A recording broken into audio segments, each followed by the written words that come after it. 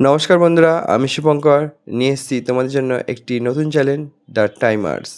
The time আর্টসে আমরা এখানে নানা রকম নতুন মিডিয়া ও নানা রকম নতুন নতুন পেন্টিং তোমাদেরকে করে দেখাবো এবং কীভাবে করতে হয় সেটাও তোমাদেরকে দেখাবো।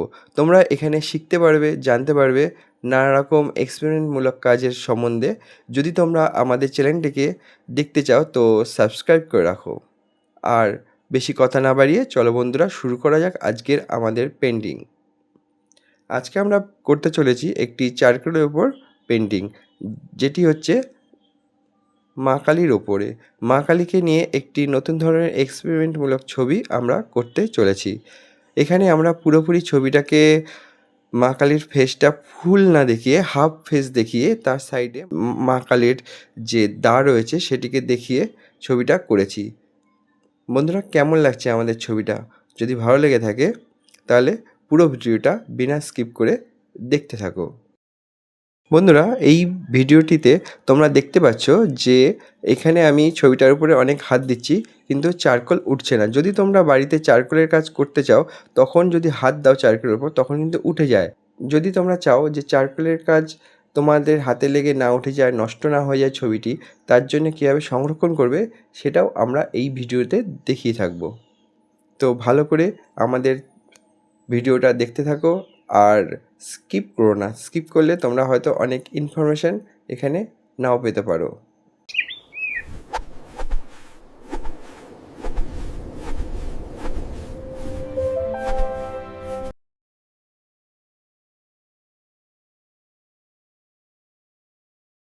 এখানে প্রথমে ছবিটাকে আমরা হালকা করে ড্রয়িং করে নিচ্ছি, যাতে ছবিটা আমাদের করতে গিয়ে কোনো রকম দাগ না হয়ে যায়। যদি আমরা ছবিটা করতে গিয়ে মুছি তাহলে কিন্তু ছবিটার বা সারফেসের ওপর বা পেজটার ওপর একটা হালকা দাগ হয়ে যাবে। সেই দাগটা যাতে না হয় সেই জন্যে আমরা ছবিটাকে করার পরে এবার আমরা ছবিটার ওপর মাস্কিং টেপ দিয়ে সাইডে বর্ডার করে নেব।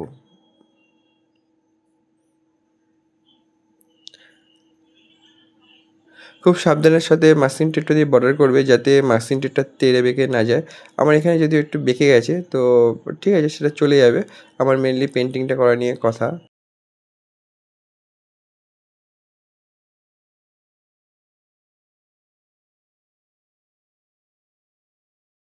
তো আমি এখানে ইউজ করছি সেটা হচ্ছে আমার চারকোল। সেই চারকোলটা আমি নিজে বাড়িতে বানিয়েছি। তো দেখো কেমন লাগে।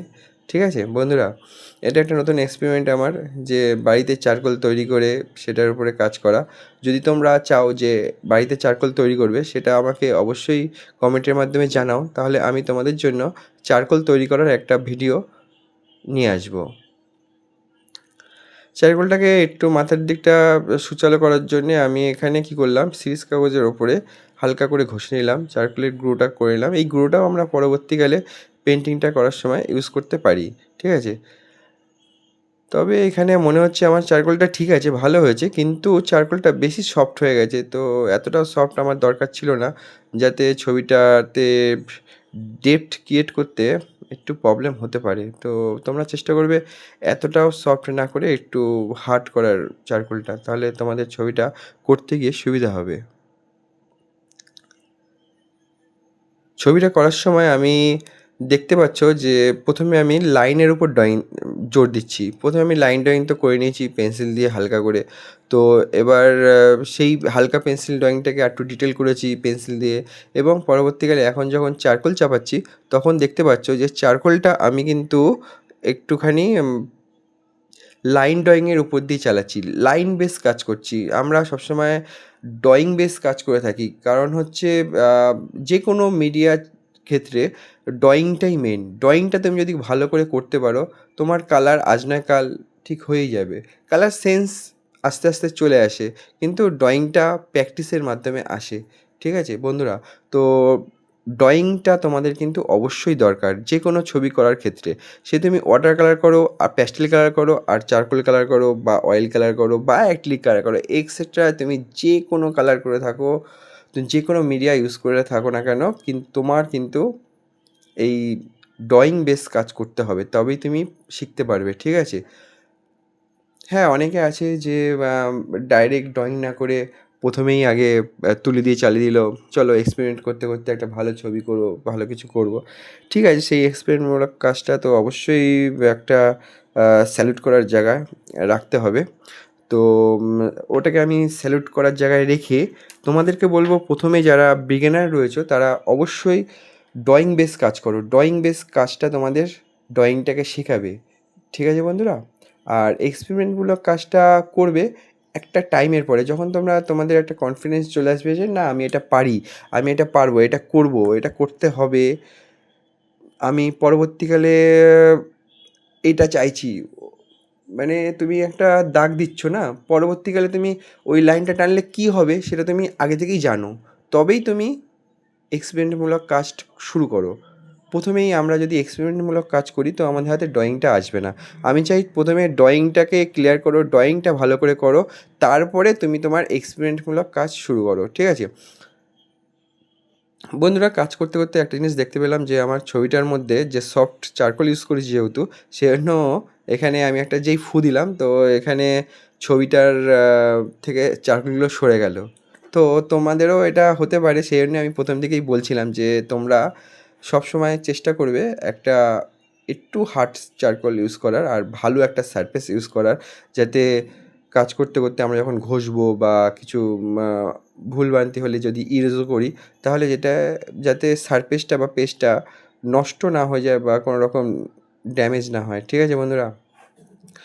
এখন আমি দেখতে পাচ্ছ যে মাথাটার যে বিষয়টা রয়েছে, আমাদের খাড়াটা রয়েছে, সেটাকে হালকা করে ডিজাইন করে নিচ্ছি। তোমরাও চাইলে আরও ভালো ডিজাইন করতে পারো। যদি তোমরা রেফারেন্স চাও তো গুগলে চাইতে পারো বা গুগল থেকে পেতে পারো, বা তোমরা যদি চাও যে আমি তোমাদেরকে রেফারেন্স দিই, তাহলে তোমরা আমাকে ফেসবুক বা ইনস্টাগ্রামে ফলো করো।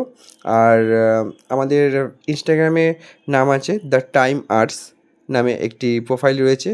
দ্য টাইমার্স 2 নামে একটা প্রোফাইল রয়েছে, সেটা দ্য টাইমার্স 2 তে আমাদেরকে ফলো করো। আর এসএমএসও করতে পারো, অসুবিধা নেই, আমার কোনো প্রবলেম নেই। তো আর ফেসবুক রয়েছে আমাদের। ফেসবুকে আমার দ্য টাইমার্স বলে একটি অ্যাকাউন্ট রয়েছে, প্লাস আমার দ্য টাইমার্স বলে একটি পেজ রয়েছে। তো সেখানে তোমরা আমাদেরকে ফলো করতে পারো। আমাদের গ্রুপ আছে দ্য টাইমার্স নামে, সেখানে তোমরা জয়েন্ট হতে পারো।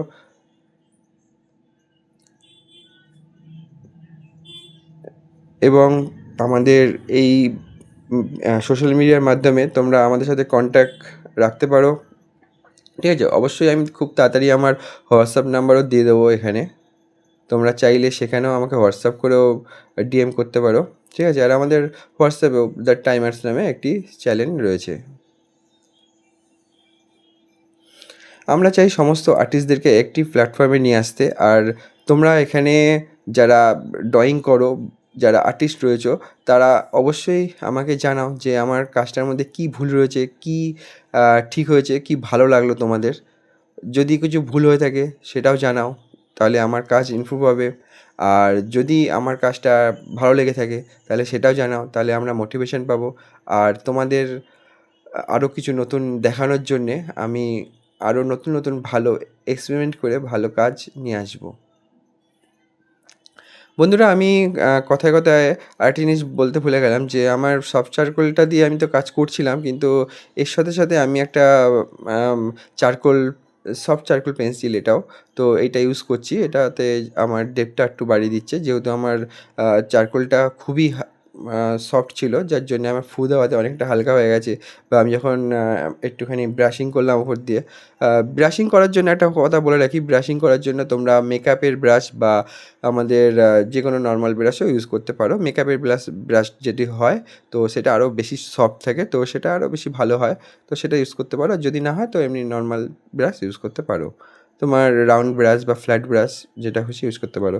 হ্যাঁ, চেষ্টা করবে হগিয়ার বা অয়েল ব্রাশগুলো ইউজ না করার। ঠিক আছে বন্ধুরা? এবার পেন্সিল তো ইউজ করছিলাম, তার সাথে, সাথে একটা চারকোল স্টিকও ইউজ করছি, যাতে আরও ছবিটাতে ভালো ডেপথ দেওয়া যায়। একটু আমি ডার্কের উপর রাখতে চাইছি ছবিটা, যেহেতু মা কালীর ছবি। তো যেহেতু কালারটা ব্ল্যাক হলে ভালো হয়, তো সেজন্য আমি একটুখানি চাইছিলাম একটু ডার্ক রাখা, একটুখানি আম ছবিটা ভালো লাগবে আমার মনে হয়। দেখো কেমন লাগে?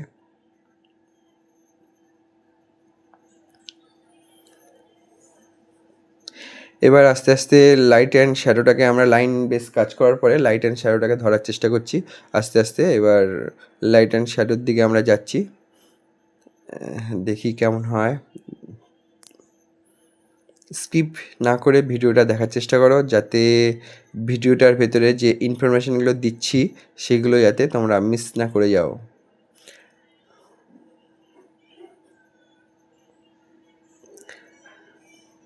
আমি আগেও বলেছি যে যে মাতারার যে খাড়াটা রয়েছে সেটা তোমরা অন্যরকম ডিজাইন করতে পারো, এই ডিজাইনই করতে হবে এমন কোনো মানে নেই। এটা তোমরা তোমাদের মতো করে একটুখানি দেখে নিয়ে করো। আমি সামনে এটা পেলাম, মোটামুটি এটা করে দিলাম। তো খুব একটা যে ভালো লেগেছে ডিজাইনটা মা কালীর খাড়ার সেটা না, তবে এটা যাচ্ছে, এটা খারাপ লাগছে না আমার মনে হয়। দেখো তোমরা যদি আরেকটু এক্সপেরিমেন্টমূলক কিছু করতে পারো তাহলে আমাকে ফেসবুকে অবশ্যই ট্যাগ করো। এবার আমরা চারকোলের যে কাজটা করেছিলাম সেগুলোকে মেশানোর জন্যে চারকোলটাকে একটুখানি সফটভাবে ইউজ করার জন্যে তো আমরা একটা বাডস নিয়ে নিয়েছি, সেটা দিয়ে আমরা হালকা করে ঘষে নিচ্ছি। তোমরা চাইলে সেখানে ব্লেন্ডার ইউজ করতে পারো, ব্লেন্ডারে ভালো স্মুথ করা যায়, ঠিক আছে, মেশানো যায় কালারগুলোকে।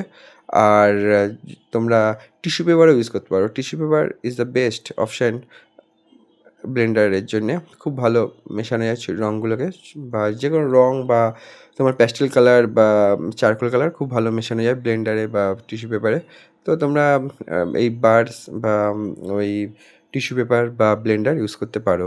চাইলে তোমরা তুলো বা সুতির কোনো কাপড় ইউজ করতে পারো, ঠিক আছে বন্ধুরা।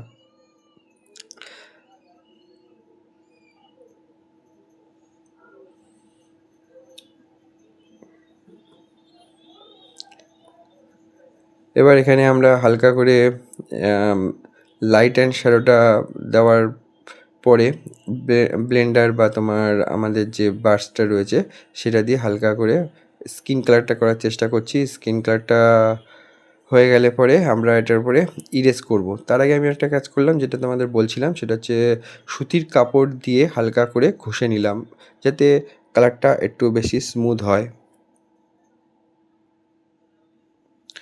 অবশ্যই কালারটা ঘষার সময় যেটা দিয়েই ঘষি না কেন, ব্লেন্ডার দিয়ে ঘষি, হাত দিয়ে ঘষি, বা তোমার সুতির কাপড় দিয়ে ঘষি বা তুলো দিয়ে ঘষি, যেটা দিয়েই ঘষি না কেন অবশ্যই মাথায় রাখতে হবে ঘষার সময় আমি যখন ঘষছি তখন ড্রয়িং বেস করে ঘষছি। আমি উল্টাপাল্টা ঘষে দেবো তাহলে কিন্তু হবে না। সেটা আমি যেমন করে আঙুলটাকে চালনা করব কালারটাও কিন্তু সেইভাবে চালিত হবে। তো তোমরা মাথায় রাখবে অবশ্যই ড্রয়িং বেস কাজটা করার। আমরা যেমন তেমনভাবে চালিয়ে দিলে ছবিটার ডাইমেনশনটা চেঞ্জ হয়ে যেতে পারে। এটা কিন্তু অবশ্যই একটু মাথায় রেখো বন্ধুরা। এবার আমি আবার সেই পেন্সিল দিয়ে একটু ডিটেলিং অ্যাড করছি নাকচাবিটাকে। এরকম করে ধীরে ধীরে পার্টে পার্টে আস্তে আস্তে ধরে ধরে কাজটা করতে হবে। অবশ্য বন্ধুরা তোমাদেরকে একটা জিনিস বলে রাখি, এটা তোমাদের সবসময় মাথায় রাখা দরকার যে আমরা কাজ করার সময় অধৈর্য হলে হবে না। আমরা একটা ব্রেক নিতে পারি, একটু ব্রেক নিয়ে এসে কাজ করতে পারি, তাহলে কাজ করতে আমাদের আরও সুবিধা হবে। একবারে না কাজ করে একটু ব্রেক নিয়ে নিয়ে কাজ করতে পারো, কিন্তু চেষ্টা করবে ধৈর্য রাখার। ধৈর্য হারিয়ে ফেললে কিন্তু হবে না বন্ধুরা। আমাদের আর্টিস্টের সবচেয়ে বড় একটা বিষয় যে ধৈর্য রাখতে হবে, সব কিছুতে ধৈর্য রেখে কাজ করতে হয়, ঠিক আছে বন্ধুরা।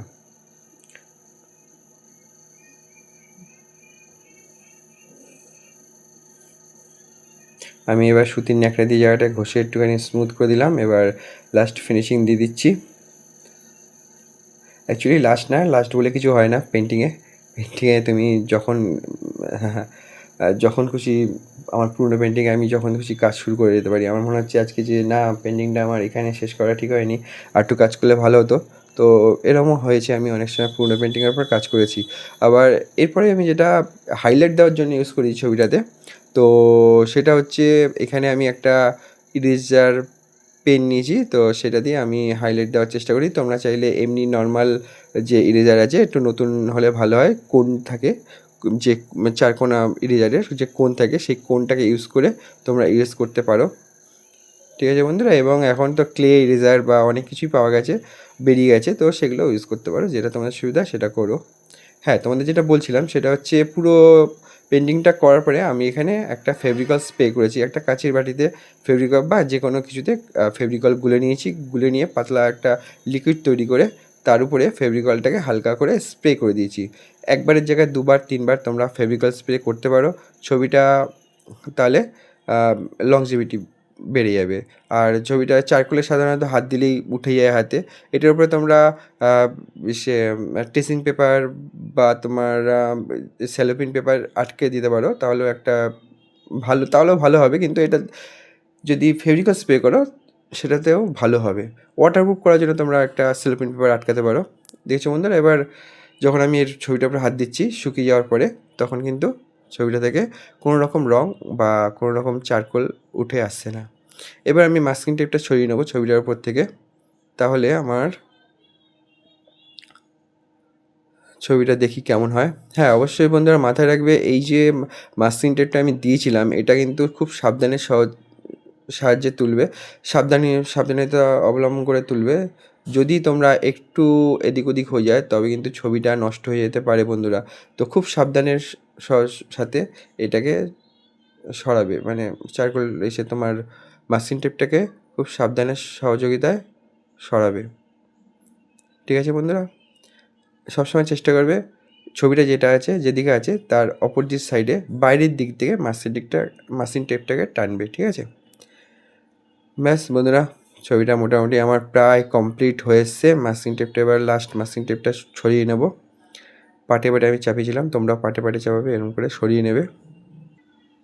দেখো বন্ধুরা, আমার ছবিটা কেমন লাগছে। যদি ভালো লেগে থাকে তাহলে একটা কমেন্ট করে জানাও কেমন লাগলো। আর লাইক করার কথা অবশ্যই বলবো।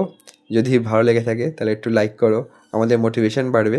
আর তোমাদের যত বন্ধুরা আছে তাদের সবার কাছে আমার এই ভিডিওটা পৌঁছে দাও, যাতে তারাও মোটিভেটেড হয়, আমাদের সাথে যুক্ত হতে পারে। দেখছো বন্ধুরা, আমার ছবিটার উপরে একটা হালকা শাইন চলে এসছে, যেহেতু আমি উপরে ফেভিকল স্প্রে করেছিলাম। সাধারণত চারকোল করলে এরম শাইন আসে না। আমি হাত দিয়ে দেখালাম, তাতে কিন্তু কোনো রকম রং উঠে আসলো না বা চারকোল উঠে আসলো না ছবিটা দিয়ে। ঠিক আছে বন্ধুরা? লাইক, কমেন্ট এবং সাবস্ক্রাইব বারে বলছি, একটাই কারণ, নতুন চ্যানেল, একটু সহযোগিতার দরকার আছে তোমাদের, সেই জন্যেই।